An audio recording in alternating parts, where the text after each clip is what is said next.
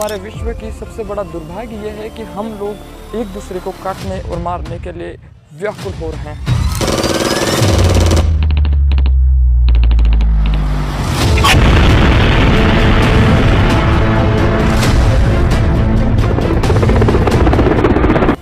समुद्र के उत्तर में और हिमालय के दक्षिण में जो देश है वो उसका नाम भारत है। और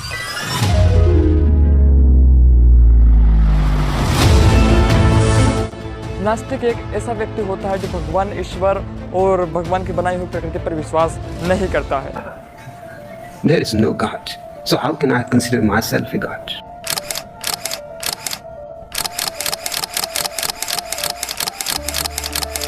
नमस्कार दोस्तों, आपका स्वागत है इस चैनल के दूसरे सबसे महत्वपूर्ण वीडियो।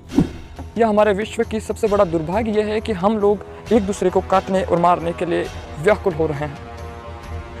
हम अपने धर्म को, अपने संस्कृति को जाने पहचाने बिना दूसरे की संस्कृति को मारने पर तुले हुए हैं। ये एक विशेष धर्म के लोग बड़ी भांति करते आ रहे हैं और कर रहे हैं। हमें इनसे सावधान होने की भी अवश्य जरूरत है। वैसे तो मैं इस फालतू की बात में और इस धर्मनिरपेक्षता इत्यादि इन फालतू कथनों में विश्वास नहीं रखता हूँ, लेकिन फिर भी कुछ विष्णु पुराण के अनुसार जो भारत के अंदर जो लोग रहते हैं वो सब भारतीय सनातनी हिंदू हैं। विष्णु पुराण में लिखा है कि उत्तरम यत्र समुद्रश्च हिमाद्री च दक्षिणम तद भारतीय नामम भारतीय यत्र संतति। समुद्र के उत्तर में और हिमालय के दक्षिण में जो देश है वो उसका नाम भारत है और इसमें रहने वाले समस्त भारतीय लोग हिंदू एवं भारतीय हैं।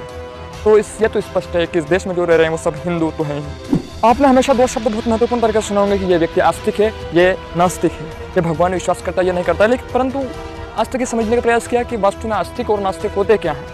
ये मेजर डिफरेंस है जिसे हम आज समझने का प्रयास अवश्य करेंगे। हमारा उद्देश्य किसी भी व्यक्ति विशेष के ऊपर टिप्पणी करने का नहीं है। हमारा उद्देश्य केवल सत्य को अनफिल्टर्ड तरीके से आपके सामने रखने का है। अगर आप इस वीडियो को देख रहे हैं तो अपने रिस्क पर देखें, क्योंकि यह वीडियो आपको राष्ट्रवादी बना सकता है। नमस्कार दोस्तों, जय सनातन। अब हम समझते हैं कि आस्तिक और नास्तिक होते क्या हैं। सबसे पहले तो हम ये समझ लेते हैं कि आस्तिक और नास्तिक होते क्या है और इन दोनों के अंदर क्या गुण और क्या दोष होते हैं। नास्तिक एक ऐसा व्यक्ति होता है जो भगवान, ईश्वर और भगवान की बनाई हुई प्रकृति पर विश्वास नहीं करता है, ना ही वो देवता की पूजा पाठ इत्यादि करता है। वो बस अपनी ही कुछ पर्सनल धारणा को बनाकर रखता है और उसी में अपने आप को संतुष्ट रखता है। मतलब कुल मिलाकर यह बात है कि वो भगवान में विश्वास नहीं करता। नास्तिक चार प्रकार के व्यक्ति होते हैं।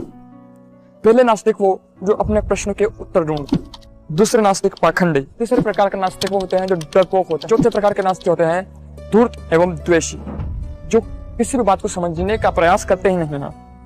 इन सभी के विषय में हम आगे विस्तार से बात करते हैं। अब कुछ पॉइंट आस्तिक के विषय में भी देख लेते हैं कि आखिर उनकी क्या मेजर धारणा। आस्तिक ये वो व्यक्ति होते हैं जो ईश्वर को जानते तो नहीं है, लेकिन जानने का प्रयास अवश्य करता है। ये ईश्वर को मंदिर अपने अंदर मतलब हर जगह ढूंढने का प्रयास करते हैं, हर वस्तु में भगवान को देखते हैं और पूजा पाठ इत्यादि में विश्वास करते हैं। ये आस्तिक होते हैं। ये इनकी बिल्कुल सामान्य सी भूमिका है।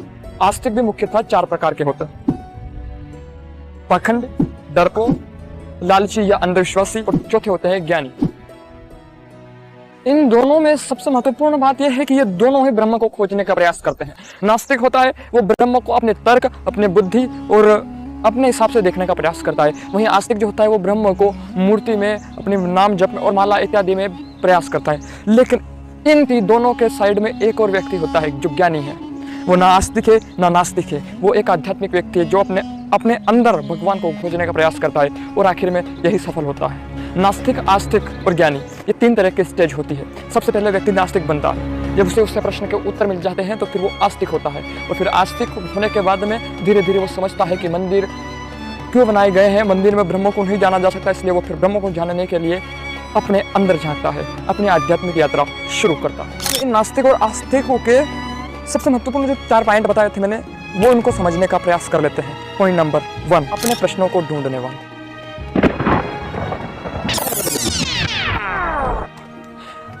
ये वो नास्तिक हैं जो भगवान को जानना चाहते हैं, जिनके कुछ अपने प्रश्न होते हैं। यदि उन्हें कोई उन प्रश्नों के उत्तर दें तो वो बिल्कुल भगवान में विश्वास करने लगते हैं और वो ब्रह्म की खोज में तत्पर होते हैं और उन्हें ढूंढने का प्रयास हमेशा करते रहते हैं, परंतु ये पूजा पाठ जप तप इत्यादि में विश्वास नहीं रखते।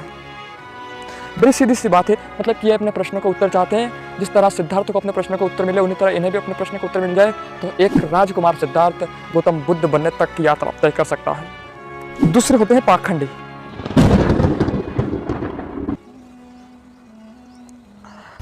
ये पाखंडी जो होते हैं,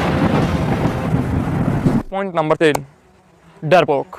ये वो व्यक्ति होते हैं जो इनका दूसरे नंबर का और तीसरे नंबर का, यानी कि एक पाखंडी और एक डरपोक व्यक्ति की बिल्कुल सेम प्रॉब्लम होती है। ये दोनों ही नहीं चाहते कि अपने गलत कर्मों को छोड़ें और सही कर्म में आए, यानी कि ये दोनों नास्तिक मूर्ख होते हैं।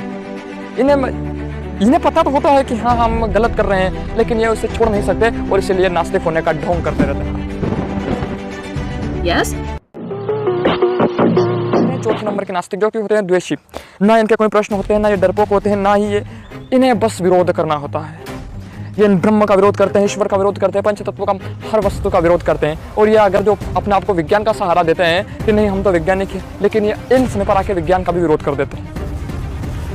इनकी ये अपनी ही एक धारणा बनाकर रखते हैं कि ये यही सही है, बाकी पूरा ब्रह्मांड गलत है, और इसी धारणा के इस चक्र में ये पिसते रहते हैं। ये तो हुए नास्तिक के पॉइंट। अब चलते हैं और समझते हैं कि आस्तिक 4 प्रकार के कैसे होते हैं और क्या इनके भी कुछ दोष हैं।